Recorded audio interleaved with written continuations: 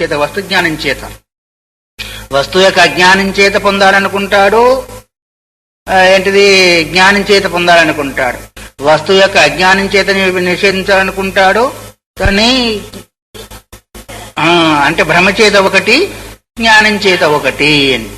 అందుకే లిప్సతే అజ్ఞానతో లబ్ధ కంటే చామీరకం యదా. బాత్రూంలోకి వెళ్ళాము, మెడలో ఉన్న గొలుసు ఏం చేశామంటే అక్కడ పక్కకు పెట్టేశాము, స్నానం చేశాము, ఎక్కడో మనస్సు ఉంది టీవీలోనో అక్కడోనో ఇక్కడో గబగబ ఏం చేశాము, గుడ్డలు కట్టుకున్నాము, గొలుసు కూడా వేసుకున్నాము, బయటకు వచ్చేసాము. అయ్యో అక్కడ ఏదో గొలుసు పెట్టి మరిచిపోయి వచ్చానే, లోపల పోయాక లేదు, ఏ పని మనిషి తీసింది, ఎవరు వచ్చారు, ఎవరు పోయారు, ట్రామ్ అయ్యో అయ్యో అని తలకాయ కొట్టుకుండా అయిపోయింది. అండ్ ఎవరో వచ్చారు ఆ ఏడుపు విని, అది పోయింది కావాలని ఆకాంక్ష కలిగిందా లేదా? ఆ పోయింది కావాలనేది భ్రమచేత అయిందా, వాస్తవికంగా అయిందా? ఆ పక్కనే ఉన్న అమ్మగారు చెప్పి మీ మెడలో ఉంటుందమ్మా, మెడలోనే ఉందమ్మా, దొరికింది అనుకున్నాము. అయితే భ్రమచేత పోయింది అనుకోను, భ్రమచేత పొందడం అనుకునేది ఏంటిది? దీనికి శాస్త్రం అవసరమా? అవసరం లేదు. కాబట్టి ఇవి రెండు రకాల క్రియ, ఒక రకమైన క్రియ అయింది కదా, భ్రమచేత ఒకటైంది. వర్జితంచ స్వతో భ్రాంత్య, సరే ఇప్పుడు భ్రాంతి చేతనం పొందడానికి రెండోది కూడా వింటపోతుంది కదా. తర్వాత ఇంకోటి అనుకున్నాము అంటే తర్వాత భ్రాంతి ఛాయ ఆత్మనో యథా అన్నాడు. వర్జితంచ స్వత భ్రాంత్య, వదిలిపెట్టాలనుకున్నాడు తనలో కలిగిన భ్రాంతి చేతనే. ఇప్పుడు పట్టుకోవాలనుకున్నాడు కదా, ఒకటి పోయిన గొలుసును పట్టుకోవాలనుకున్నాడు, అది భ్రాంతి చేత. ఎవరో నాలంటి బుద్ధి లేని వాడికి ఏం చేసింది, తాను నిండి తాను చూసి అమ్మో నా ఎంబడి రాక్షస పడింది అని అన్నాడు.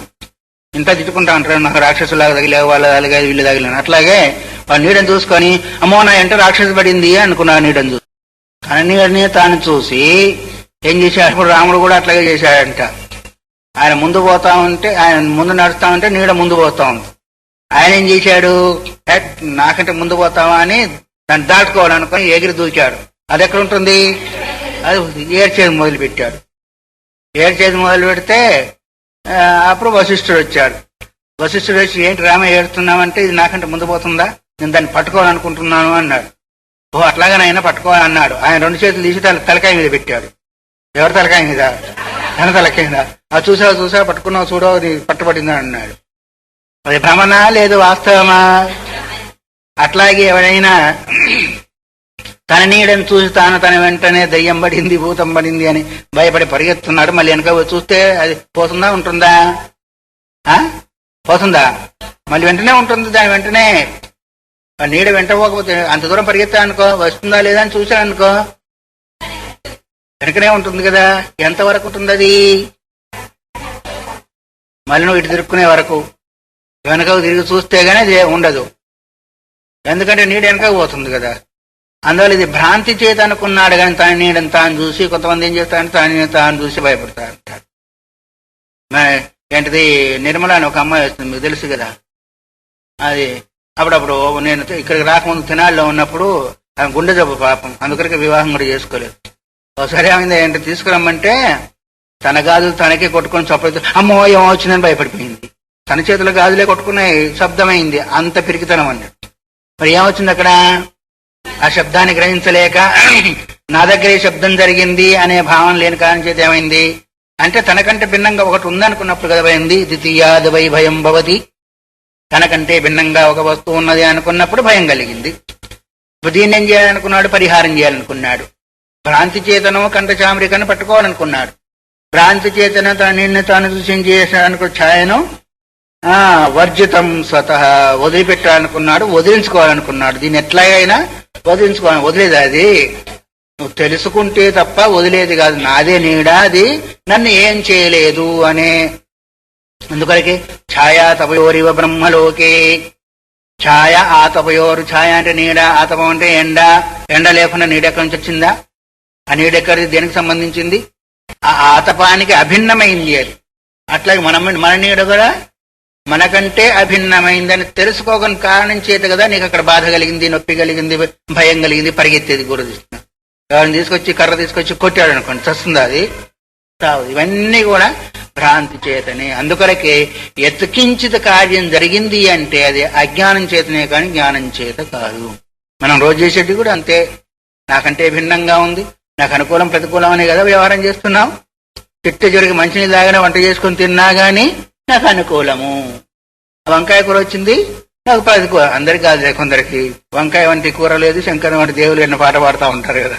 సరే, ప్రతికూలం అనుకూలము నీ విచారిస్తున్నావంటే నాకంటే అసలు వాస్తవికం ఏంటంటే తన సుఖమే అందులో గోచరిస్తుంది కదా, తనకంటే భిన్నం సుఖం లేదు కదా.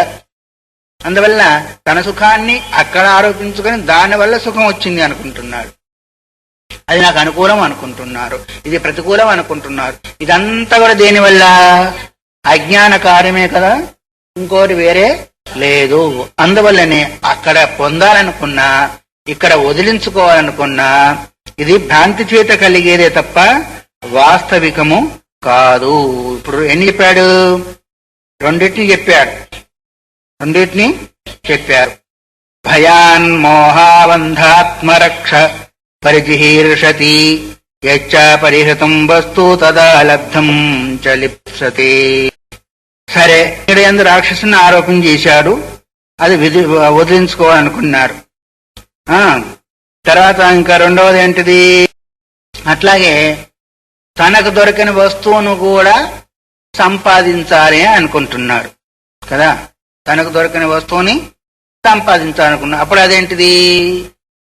అది భ్రమతో కూడుకున్నది కాదు, అది కావాలని తన స్థితిలో తాను కోరుకుంటున్నాడు.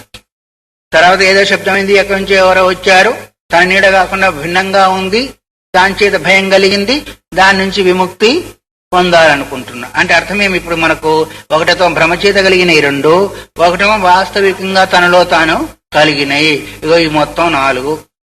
భ్రమచేత కలిగేటి 2, తన కోరికను అనుసరించి కలిగేటివి 2. ఏ 2 అయినా 4 అయినా 2గా, ప్రవృత్తి నివృత్తి. తనకు దుఃఖం అవసరం లేదు, సుఖం కావాలి. సుఖం పోకూడదు, దుఃఖం రాకూడదు. ఎన్ని తిప్పి చెప్పుకున్నా మొత్తానికి 2. బ్రహ్మ రూపంలో కావచ్చు, ప్రమాద రూపంలో కావచ్చు, ఇచ్ఛా రూపంలో కావచ్చు, ప్రవృత్తి నివృత్తి. ప్రవృత్తి ఏంటిది? ఆకాంక్షను అనుసరించి. నివృత్తి ఏంటిది? ఆకాంక్షకు భిన్నమైనప్పుడు. ఆకాంక్ష భిన్నమైనప్పుడే కదా ఇంట్లో పోట్లాటలు వస్తాయి, అననుకూలమైనప్పుడే కదా, అనారోగ్యమైనప్పుడే కదా వస్తువుని ఇది నాకు అవసరం లేదనుకుంటాం. 2 ఆకాంక్ష భిన్నం. ఆకాంక్ష ఏంటిది? నీ యొక్క స్వరూపం. అది ఆకాంక్ష నీకంటే భిన్నంగా లేదు, ఎందుకంటే నీ సుఖ స్వరూపం కాబట్టి సుఖం కావాలని కోరుకుంటున్నావు, అవునా కాదా? దుఃఖం ఎందుకు? నీ స్వరూపం దుఃఖం కాదు. ఇప్పుడు మన మన మన వాతావరణానికంటే భిన్నమైన వ్యక్తులను వస్తే మనం ఇక్కడ కూర్చొని పెట్టుకుంటామా? ఎందుకు? మనకు అననుకూలమనే ఉద్దేశం చేత. ఏ తాగుబోడో వచ్చాడు, ఏ పొట్టాడో వచ్చాడు, గలీజుగా ఉన్నవాడు వచ్చాడు, అని కూర్చొని పెట్టుకుంటామా? ఎందుకు? మన పరిస్థితిగా అననుకూలంగా ఉంది కాబట్టి. మనం లోకంలో ఎందుకు సుఖం కావాలని వెళ్తున్నాము? మన యొక్క స్వరూపం సుఖస్వరూపం కాబట్టి అదే కావాలనుకుంటున్నాం. దుఃఖం ఎందుకు వద్దనుకుంటున్నాము? అది మనది కాదు కాబట్టి. అందువల్లనే ఈ ప్రవృత్తి నివృత్తులు భ్రమను అనుసరించి, ఆకాంక్షను అనుసరించి 2 కలుగుతూనే ఉంటాయి. భయాన్ మోహానద్ధాత్మరక్ష పరిజిహీర్షతి యచ్చ అపరిహృతం వస్తు తథా లబ్ధంచ లిప్సతే. లభించని వస్తువును కోరుతున్నాడు ఒకటేమో భయకారణమైన దాన్ని కూడా, దాని నుంచి విడువడాలనే దాన్ని కూడా కోరుకుంటూ ఉన్నాడు. కాబట్టి ఈ విధంగా పరిహారము పొందడం, స్వతా పొంది ఉంది ఒకటి. అంటే ఇక్కడ అర్థమేమి? పొంది ఒక రకంగా చెప్పాలి అంటే ప్రాప్తస్య ప్రాప్తి, అప్రాప్తస్య ప్రాప్తి. పొంది ఉన్నదేమో ప్రాప్తస్య ప్రాప్తి, పొందకుండా ఉండేది అప్రాప్తస్య ప్రాప్తి. అప్రాప్తస్య ప్రాప్తి ఎప్పుడు అనుకుంటావు? నీకంటే భిన్నంగా ఒకటి ఉంది, నీకు అనుకూలమై సుఖవంతమైంది అనుకున్నప్పుడు అప్రాప్తస్య ప్రాప్తి కొరకు ప్రయత్నం చేస్తుంటావు. ప్రాప్తస్య ప్రాప్తి ఏంటింది? అది భ్రమచేత కలిగి నీ దగ్గరే ఉంది, నీకంటే భిన్నంగా అది పోలేదు, మన మెడలోనే ఉంది కదా. ఒకసారి నేను ఎన్నిసార్లు ఈ అద్దాల చేతులు పట్టుకుని అద్దాలు తిరిగాను. అది అద్దాలు ఎక్కడికి పోయినాయా, మళ్ళీ దొరికినాయా? అట్లా అందరికీ అవుతూ ఉంటుంది కదా. ఒక గంట చామెరికనే కాదు, వస్తువు దగ్గరైనా ఉంటుంది. ఒకసారి ఖర్చు తుడుచుకుని భుజం మీద వేసుకుంటా ఉంటాం, ఎక్కడుందో తిరుగుతూ ఉంటాం, సర్వసామాన్యం. కాబట్టి ప్రాప్తస్య ప్రాప్తి, అప్రాప్తస్య ప్రాప్తి. అప్రాప్తస్య నిషిద్ధము ప్రాప్తస్య నిషిద్ధము. పామతో ఎలా వచ్చేసింది, భయమైంది. ఇదేంటిది ప్రాప్తస్య నిషిద్ధం. నీడని చూసి తానే భయపడము అప్రాప్తస్య నిషిద్ధము. ప్రాప్తస్య నిషిద్ధం, అది అప్రాప్తస్య నిషిద్ధం. రెండైనాయి కదా, ప్రాప్తస్య ప్రాప్తి అప్రాప్తస్య ప్రాప్తి. ప్రాప్తస్య నిషిద్ధము అప్రాప్తస్య నిషిద్ధము. అప్రాప్తస్య నిషిద్ధము బయటిది, ప్రాప్తస్య అప్రాప్తస్య అదే ప్రాప్తస్య నిషిద్ధమేమో నీకు సంబంధించింది. అక్కడ అప్రాప్తస్య ప్రాప్తి బయటిది, ప్రాప్తస్య ప్రాప్తమో నీకు సంబంధించింది. ఇవి రెండిటి ద్వారానే లోకమంతా కూడా ప్రవృత్తి నివృత్తులకు కారణభూతము అవుతుంది. తత్ర ఏతేషు చతుర్షు విషయేషు ప్రాప్తయే పరిహారాయ చ విభజ్య న్యాయ ప్రదర్శతే. ఇవి నాలుగే ఉన్నాయి లోకం లోపల. అందువల్ల ఈ నాలుగింటిని ముందు నేను విడమర్చి చెప్పబోతున్నాను. ఏతేషు చతుర్షు విషయేషు, ఎన్ని విషయాలైనాయి ఏంటి అవి? ప్రాప్తి, ఇంకా ప్రాప్త, అంతవరకు జ్ఞాపకం ఉన్నది వాళ్ళు నాకు. ఈ నాలుగింటిని గురించే నేను ముందు మీకు చెప్పు. చతుర్షు విషయేషు ప్రాప్తయే పరిహారాయ, ప్రాప్తి కొరకు, పరిహారం చేసుకునే దాని కొరకు. ఒకటి ప్రాప్తించేదాని కొరకు, ఏంటిది ఇష్టమైంది ప్రాప్తించుకునే దాని కొరకు, అనిష్టమైంది పరిహారం చేసుకునే దాని కొరకు. విభజ్య న్యాయ ప్రదర్శతే. విభజ్య అంటే విడతీసి, న్యాయ అంటే యుక్తిని, ప్రదర్శతే అంటే చూపిస్తున్నాను. యుక్తి కావాలి కదా మరి. ఏ విధంగా యుక్తి అంటే అర్థమేమి? మనమా యుక్తి వేరు, కుయుక్తి వేరు. కుయుక్తము ఎదుటి వ్యక్తిని మోసం చేసేదానికి, యుక్తి ఏమో అవగాహన కాందాన్ని అవగాహన చేయించేదానికి. అవగాహన చేయించేదానికి నీకు తెలియలేదు, ఏదో ఒకటి చెప్పి దీని ప్రకారంగాని. కుయుక్తి ఏంటిది? నీ యొక్క మనస్సును మభ్యపెట్టి తన యొక్క పని తీర్చుకునేదానికి అవుతుంది. అందుకొరకే ఇది తర్క్యతాం మా కుతర్క్యతాం అంది శాస్త్రం. తర్కం చేయి కానీ కుతర్కం పనికిరాదు. ఏంటిది సాధన పంచకంలో వస్తుంది, తర్కాన్ని గురించి వస్తుంది సాధన పంచకంలో. శృతిమత తర్కోనుసంధీయతాం.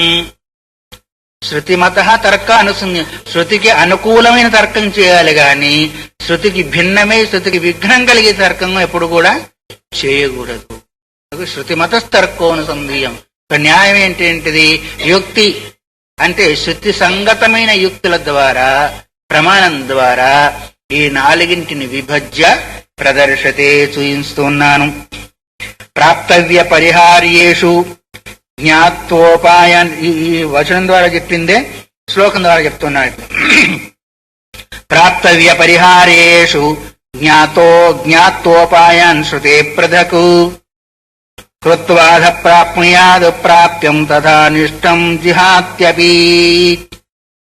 ప్రాప్తవ్య పరిహార్యేషు, ఏది పొందాలనుకుంటున్నావో, ఏది పరిహారం చేయాలనుకున్నావో, ఏది కావాలనుకున్నావో, ఏది వద్దనుకున్నావో దాన్ని శృతే ఉపాయాన్ జ్ఞాత్వా. శృతి యొక్క ఉపాయ అంటే సాధనలను తెలుసుకొని తెలుసుకొని పరిహారం చేసుకో. అది ఇప్పుడు మనం చెప్పుకునే తస్మాత్ శాస్త్రం ప్రమాణంతి. శృతి అంటే శృతివాక్యం యొక్క ఏంటిది? ఉపాయ అంటే ఏంటిది? సాధనం.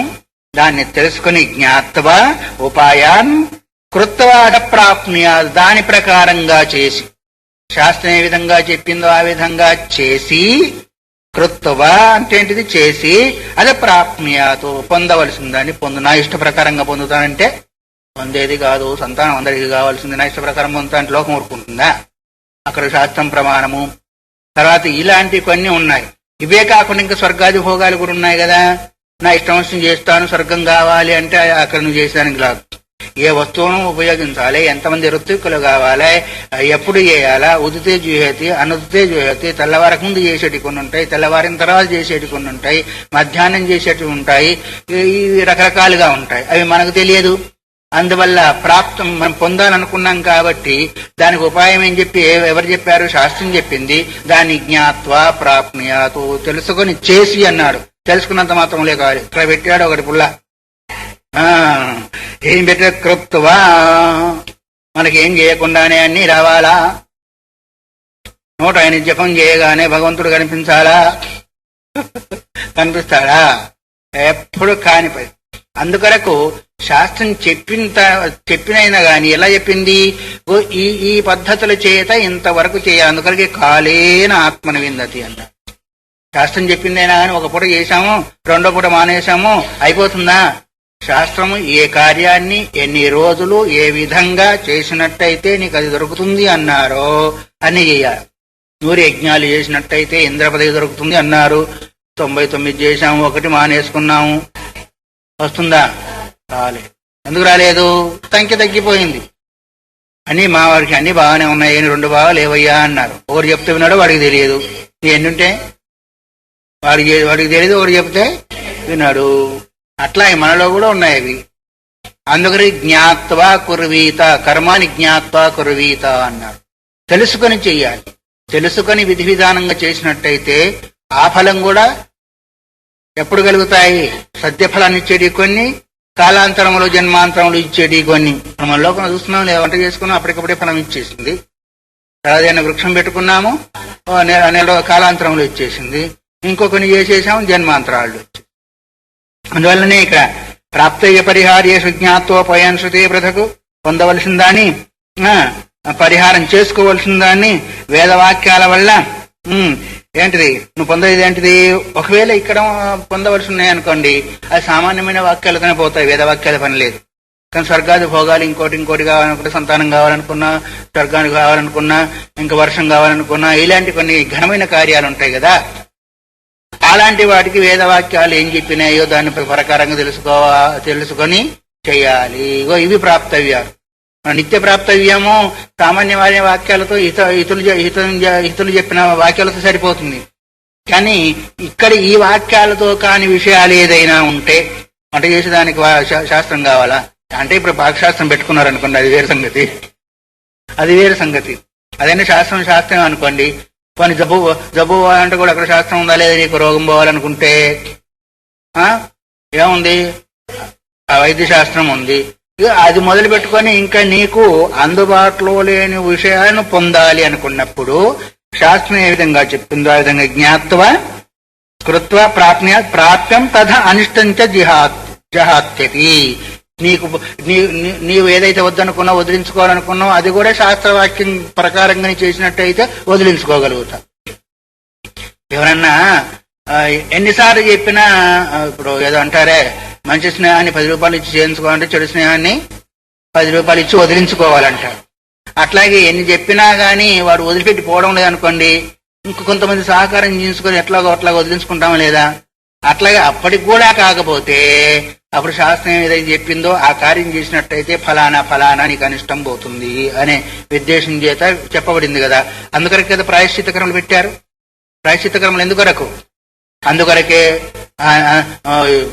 అసలు మొట్టమొదటి వీళ్ళంతా ఎక్కడ పోతారో కానీ మొట్టమొదటిది ఏంటిది అంటే సురాపానం. ఆ సురాపానము ఎంత చెడ్డది అంటే నరకాలలో కూడా అది ఈ పంచమహాపాతకాల్లో మొట్టమొదటిది అది. మరి ఎక్కడ చూస్తే అక్కడే మనకు కనిపిస్తూ ఉంటాయి సారాయి షాపులు, బ్రాందీ షాపులు, ఆ షాపులు, ఈ షాపులు. సరే, ఇక అదంతా అనుకోండి. అయితే మరి అలాంటి వాటిని మనం ఇప్పుడు వదిలించుకోవాలనుకున్నాం అనుకోండి, ఎలా ఎంతవరకు ప్రాయశ్చిత్తం చేసుకుంటే అది వదిలిపెడుతుందో అది శాస్త్రం చెప్తుందే కానీ మనకు తెలియదు. అలాంటి మహాపాతకాలు, ఉపపాతకాలు, చిన్న పాతకాలు, ఆ పాతకాలు, ఈ పథకాలు పోవాలి అనుకుంటే నీకు దుఃఖం రాకుండా ఉండేదాని కొరకు ఎలా చేసినట్టయితే ప్రాయశ్చిత్తమే అది సంస్కరింపబడుతుందో, విషమే అలాగ తింటే ఏమవుతుంది? చచ్చిపోతాం. పుటమేసి వాడితే దీర్ఘరోగం కూడా పోతుంది. అట్లాగే దోషమే కానీ ప్రాయశ్చిత్తాదుల ద్వారా దాన్ని తగ్గించుకునే అవకాశం కూడా ఉంటుంది. కాలు తగిలింది, ఏమండి క్షమించండి అన్నారు, ఎక్స్క్యూజ్ మీ అన్నారు ఇంగ్లీష్ అయితే. అయిందా లేదా? అప్పటికి అది పరిహారం అయిందా లేదా? కాలు తగిలిన తర్వాత కూడా మీరు ఏమనలేదనుకోండి, అప్పుడేమంటారు, దీనికి ఇంత అహంకారమా, కాలుతో తంతరా నన్ను, అయిందా లేదా? ఎక్స్క్యూజ్ అన్నంత మాత్రం దాన్నే ఉందని చూడగలిగింది అనుకుంటారు. అక్కడ పరిహారం అయిందా లేదా? ఇక్కడి నుంచి మొదలు పెట్టుకోండి. మనం చేసిన దోషాలను పరిహారం చేసుకోవాలంటే కూడా శాస్త్రం ఏదా విధి విధానం చెప్పిందో ఆ విధంగా. అయితే ఇది కర్మ కిందకి వచ్చిందా, ఇంక జ్ఞానం కిందకి వచ్చిందా? కర్మ కిందకి వచ్చింది. ఇలాంటి వాడికి కర్మ కావాలి, అది ఏంటిది కర్మ కావాలి. కానీ స్వరూపానికి మోక్షానికి నీకు ఏంటిది కర్మ అవసరం అంటే అవసరము లేదు. అందుకని ఇక్కడ ఏం చెప్తున్నాడు, శాస్త్రం ఏ విధంగా అయితే చెప్పిందో ఆ విధంగా కృత్వ ప్రాప్నుయాత ప్రాప్యం, నువ్వు పొందవలసింది పొందు, అనిష్టం జిహాత్యతి, నీకేదైతే అనిష్టం అనుకుంటావో దాన్ని వదిలిపెట్టు. నీ పాటికి నువ్వు అనుకుంటే మాత్రం అది అయ్యేది కాదు. అందుకొరకే ఏమన్నారు, శాస్త్రవాక్యం గురోర్వాక్యం తృతీయం ఆత్మనిశ్చయ అన్నారు. శాస్త్రమేం చెప్పింది, గురుదేవుడేం చెప్పాడు, నీ మనస్సు ఏం చెప్తుంది, ఈ రెండింటి మధ్య లోపల దాన్ని విచారించి అప్పుడు నువ్వు నిర్ణయం చేసి దాన్ని ఆచరించమన్నా. మనం ఏం చేస్తున్నాం ఇప్పుడు, శాస్త్రం పోయింది, గురువు పోయాడు ఎక్కడో, శాస్త్రం మనకు తెలియదు, గురువు గారిని ఎక్కడికో పంపించేసాం, అక్కడ ఆశ్రమంలోనే ఉండిపోతాడు. మన ఇంట్లో మనకుండి నాకు ఇది నచ్చింది కాబట్టి నేను చేస్తున్నా అండి, నువ్వెవరు అడిగేదానికి, చేసుకో, నీకేం కావాలో అదే అవుతా ఉంటుంది. ఎవరొద్దన్నారు? అందుకొరకే శాస్త్రం ప్రమాణం కార్యకార్యే అని అన్నారా లేదా? చేసుకుంటా అంటే చేసుకోవాలంటే చెడు పని చేస్తూ ఉన్నాడంట, ఎందుకు చేస్తున్నావు అంటే నా ఇష్టం నువ్వెవరంటే అప్పుడు ఏం చేయగలుగుతుంది, ఏం చేయలేం కదా. శాస్త్రం కూడా నిన్ను పట్టి అందులో నడిపించదు, చూయిస్తుంది అంతవరకే. తల్లి వాక్యాల యందు ఒకవేళ నీకు నమ్మకం లేకపోతే నువ్వు చేయగలుగుతావా? చేయకపోతే నువ్వు పొందాలనుకున్నది పొందగలుగుతావా? మరి అక్కడే లేనప్పుడు శాస్త్రం మాత్రవత అన్నప్పుడు శాస్త్రవాక్యాన్ని ఉల్లంఘించి చేసినందువల్ల మనం పొందవలసింది పొందగలుగుతామా? చెప్పేదానికైనా చాలా చెప్తారు, వాళ్ళు ఆచరించే మనకు పోతే వాళ్ళు ఆచరిస్తే నువ్వు నీకు కావాలనుకున్నావు కాబట్టి నువ్వు ఆచరించాలా? మనకాడా వాళ్ళు ఆచరిస్తారో ఆచరించారో అది మనకు అనవసరం. మనకు ఆకలింది మనం వంట చేసుకుంటున్నా కానీ అన్నం వండుకొని తింటే ఆకలి తీరుతుందా అంటే నువ్వు వండుకోవేంటి అని మనం అడుగుతావా? అడిగావు, నువ్వు అడిగావు కాబట్టి, నువ్వు ఆకలి పోగొట్టుకోవాలనుకున్నావు కాబట్టి నువ్వు చేసుకో. అందుకని శాస్త్రం ఏం చెప్తుంది, దారిని చూపిస్తుందే కానీ నీ వెంట రాదు. గురువైనా అంతే, మార్గం ఫలానా అని చెప్తాడు కానీ నీ వెంట కాకపోతే ఇంకా దగ్గర ఉన్నప్పుడు కాస్త శిక్షించి దానిలో ప్రవర్తించింది. ఎందుకంటే దాని కొరకే వచ్చాడు కాబట్టి తన దగ్గర ఉన్నంత వరకు మాత్రము ఏ కార్యం కొరకైతే వచ్చావో ఆ కార్యంలో ప్రవేశించడానికి ఫోర్స్ చేస్తాడు. కానీ శాస్త్రం అంత మాత్రం కూడా చేయదు. ఎందుకంటే శాస్త్రం కళ్ళు లేవు కాళ్ళు లేవు. అయితే శాస్త్రం కళ్ళు లేకపోతే కాళ్ళు లేవు, శాస్త్రాన్ని నెరిగిన మహాత్ములు ద్వారా శాసిస్తుందా లేదా? అదెవరు మరి? శృతి. అందుకొరకే బ్రహ్మానికి 2 రూపాలు అన్నాడు, ఒకటేమో స్థిర రూపం, ఒక చర రూపం. స్థిర రూపమో మూర్తి వగర, చర రూపమో మహాత్మ రూపంలో గురువుల రూపంలో కనిపిస్తూ ఉంటారు. అందువల్లనే శాస్త్రం ఏ విధంగా చెప్పిందో ప్రాప్తవ్యానికి ఆ విధంగా చేసి పొందవలసింది పొందు, శాస్త్రం ఏ విధంగా చెప్పిందో పరిహారానికి ఆ విధంగా చేసేది. 10 రోజులు క్రియ చేసి ప్రాయశ్చిత్తం చేసుకునేది 10 నిమిషాలు చేసి అయిపోయింది అనుకుంటే సరిపోతుందా? నీకు మాత్రం తృప్తి కలగవచ్చు కానీ అక్కడ కలగవలసింది కలగదు. అట్లాగే పొందవలసిన దాన్ని కూడా 10 రోజులు చేసి పొందవలసిన దాన్ని 10 నిమిషాలు చేసి నాకు అది కావాలంటే కూడా రాదు. అందుకొరకే ఏదంటారే, ఎలాంటి వస్తువు అలాంటి దెబ్బ కావాలని కదా. ఏంటిది, పండుగ అంటే చాకే కావాలా, గొడ్డలతో పని లేదు. అది చెట్టు కొట్టాలంటే ఏదైతేనే అది కోసేది ఇది కోసేదని చాకు తీసుకుపోతే అది అయ్యే పని కాదు. చాకు దగ్గర ఏది ఉండాలా, చెట్టు దగ్గర ఏది ఉండాలా, అది నీ అనుభవం చెప్పకపోయినా అనుభవించిన వాళ్ళు ఉన్నారు. పిల్లవాడు అంటారు, అమ్మ ఏదైతే కోస్తుంది ఇది కూడా కోస్తుంది, చాకు తీసుకుపోతున్నా అంటే అమ్మ ఏమంటుంది, అరే అది కాదురా దానికి పెద్దది కావాలా అని చెప్తుంది. అందువల్ల సాధన వేరు, సాధనతో పాటు సమయం కూడా వేరు. అర్థమైందా? పొందవలసిన దానికి గాని పరిహారానికి గాని సాధన వేరైంది, సాధనతో పాటు సమయం కూడా. అందుకొరకే కాలేనాత్మని అన్నది. ఏదైనా అంతే, దానికి సంబంధించిన సాధనతో పాటు సమయాన్ని వినియోగం చేసినప్పుడే ఒక కార్యం పరిష్కారం అవుతుంది. పొందవలసింది గాని వదిలించుకోవాల్సింది గాని. అర్థమైంది కదా? మనం చేయవలసింది చేయకుండా అయ్యో ఇట్లయిందే అనుకుంటే ఏమవుతుంది? అది కథ. ఏంటి తలకాయ అవుతున్నావు, ఎక్కడికి పోయావు నాకు తెలుసులే. అందువల్ల ఎక్కడైనా గాని ఎప్పుడైనా గాని ఎన్ని జన్మలకైనా గాని శాస్త్ర అందుకరికి అధీత వేదాంగత్వేనా అన్నారు. వేదాంత సారంలో ప్రారంభంలో అధికారి యొక్క లక్షణం చెబుతూ అధీత వేదాంగత్వేన వేదాంగాలను అధ్యయనం చేసి దాని ప్రకారంగా కర్మ చేసి వాడు మాత్రమే అధికారి అన్నారు. మరి రమణ మహర్షులు వగర ఏం చదవలేదు కదా అంటే వాళ్ళు పోయిన జన్మలో చేసే ఉన్నారు కదా. మీరు వచ్చే వరకు అమ్మగారు బాగా కూర్చున్నారు, హాయిగా మాట్లాడుతున్నారు, మీకు ఆకలి అవుతా ఉంది. అయితే ఇప్పుడు వంట ఎవరు చేసుకోవాలా? ఆకలైన వాళ్ళు చేసుకోవాలా? తినేవాళ్ళు, అది ఆకలి తీరిన వాళ్ళు చేసుకోవాలా? అదేంటంటే మీరు ఊరికనే కూర్చున్నా, నాకు ఆకలి అవుతుంది, నేను ఎందుకు వంట చేయాలి అంటే ఆమె తిని కూర్చుంది కదా. అట్లాగే వాళ్ళు ఎప్పుడు రామకృష్ణ పరమహంస రమణ మహర్షుల వారంతా కూడా వాళ్ళకి అవసరం లే, కొంచెం ఏదో వాళ్ళకి బాకీ మిగిలి ఉంది, దాని కొరకు వచ్చారు అంతేను. మిగతా అన్ని అది వరకు అయిపోయినాయి. మరి వాళ్ళు ఏం చేయలేదు, వాళ్ళు ఏం చేశారు, వీళ్ళు ఏం చేశారు, నేను ఎందుకు చేయాలంటే వాళ్ళు ఎందుకు చేశారో, వాళ్ళు ఎట్లా చేశారో వాళ్ళకి తెలుసు. నువ్వెట్లా చేశావో, నువ్వెట్లా ఏం చేస్తున్నావో వాడికి తెలుసు. ఎవరికి? అందుకొరకు మనం అనుకున్నట్టు కాదు, గురువాక్యమైనా కావాలి, శాస్త్రవాక్యమైనా కావాలా, ఆ రెండిట్లో ఏదో ఒకదానికి అనుకూలమై ఉండాలని భావన నీ చర్య. అప్పుడు గాని ప్రాప్తవ్యము పరిహారము రెండూ కలుగుతాయి. లేకపోతే నువ్వు అనుకున్నది ఒకటి, పౌరంకి పోవాలనుకొని పెనములు దారి పెట్టినట్టుగా ఉంటుంది. ఎప్పుడు చేరుతారు పౌరంకి? పెనములు దొరుకుతుంది కానీ పౌరంకి మాత్రము దొరకదు. అందువల్ల ఏమన్నాడు ఇక్కడ? శాస్త్రం ఏ విధంగా ఉపాయం చెప్పిందో ఆ విధంగా చేసుకొని పరిహారం చేసుకో, ప్రాప్తవ్యాన్ని కూడా పొందవలసింది అని. ఆధావశిష్టయో ఇప్పుడు ఏం చెప్పాడు? ఎన్ని చెప్పాడు? ఇప్పుడు 4 2 అయిపోయినాయి కదా, 2 అయినాయి. ప్రాప్తవ్యము పరిహారము. దేని వల్ల ప్రాప్తవ్యం పరిహారమైంది? బ్రహ్మ వల్ల కాదు, ఇది శాస్త్రం వల్ల. కాబట్టి నువ్వు కావాలని కోరుకొని చేసింది ఇది, బ్రహ్మకు సంబంధించింది లేదు. ఇది శాస్త్రం నువ్వు కావాలని చేసి కోరుకున్నది అది. ఇంకా అవశిష్టయోహో 2 మిగిలి ఉన్నాయి. ఏంటి? బ్రహ్మ వల్ల కలిగిన ఈ పరిహారము ప్రాప్తవ్యం. అది ఎవరికి వస్తుంది? ఇక మనకే వస్తుంది అది ఇప్పుడు. ఎందుకంటే మనం బ్రహ్మ వల్లనే నేను కాదనుకుంటున్నాం కదా. ఇక దీని యొక్క తతంగమే. పొందవలసిన వాటికి ఇవి రెండింటికి శాస్త్రవ్యం సుఖ దుఃఖాలకు సంబంధించినవి. అవి కూడా సుఖ దుఃఖాలకి అనుకోండి, అది వేరే సంగతి. ప్రాప్తవ్యం సుఖాన్ని గురించి, పరిహారం దుఃఖాన్ని గురించి. కాబట్టి ఈ రెండింటిని ఏ విధంగా నీవు సాధన చేయాలో చేస్తావో, చేసి పొందుతావో, ఏంటిది పరిహారం పొందుతావో, ప్రాప్తవ్యం పొందుతావో అది శాస్త్రం నీకు చెప్పేసింది. మిగతా అవశిష్టయోహం అంటే ఎన్ని మిగిలినాయి? ఇంకా బ్రహ్మ సంబంధమైనవి 2 మిగిలినాయి, ప్రాప్తవ్యం పరిహారం. అవి 2 చెప్తున్నాడు. స్వభావత అన్నారు. అవి స్వభావం చేతనే కలుగుతాయి అన్నారు. ఏంటి ఆ స్వభావము?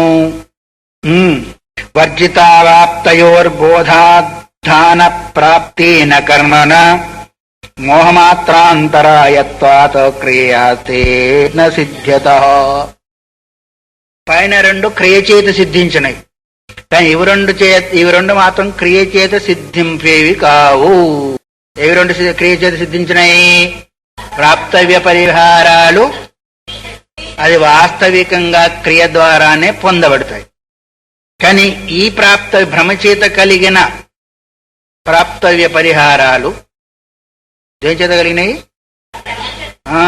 భ్రమచేత కలిగినాయి. కాబట్టి భ్రమబోతే పోతుంది, కానీ అది ఉన్నంత వరకు ప్రాప్తవ్యము కాదు, పరిహారము కాదు. అందుకని వర్జితావాప్తయోర్ బోధాత్. బోధ అంటే ఏంటిది? జ్ఞానం, వస్తు యొక్క స్వరూప జ్ఞానం. నీకు భ్రమ ఎలా కలిగింది? వస్తు యొక్క స్వరూప అనవగాహన చేత భ్రమ కలిగింది. బోధాదంటే దాన్ని వాస్తవికంగా నువ్వు తెలుసుకున్న కారణం చేత అప్పుడు పోతుందే తప్ప, అప్పుడు లభిస్తుందే తప్ప ఎక్కడికో పోయి పోగొట్టుకునేది కానీ పొందవలసింది కానీ కాదు. నువ్వు ఉన్న దగ్గరే ఉండి, వాటికేమో అన్ని క్రియాకలాపాలు కావాలి, కానీ ఇవి మాత్రం నువ్వు ఉన్న దగ్గరే ఉండి నీ భ్రమను పోగొట్టుకొని, ఎందుకంటే వాస్తవిక జ్ఞానం చేత అవాస్తవిక జ్ఞానాన్ని పోగొట్టుకున్న కారణం చేత అప్రాప్త ప్రాప్తి, అప్రాప్త పరిహారము 2 పోతాయి. భాషను అర్థం చేసుకోండి. అప్రాప్త ప్రాప్తి, అప్రాప్త పరిహారం కూడా పోతాయి. దేని చేత? కేవల స్వరూప జ్ఞానం చేత, దాని యథార్థ జ్ఞానం చేత పోతాయి తప్ప ఇంకా దాంతో పోలేదు. అందుకొరకే బోధాతు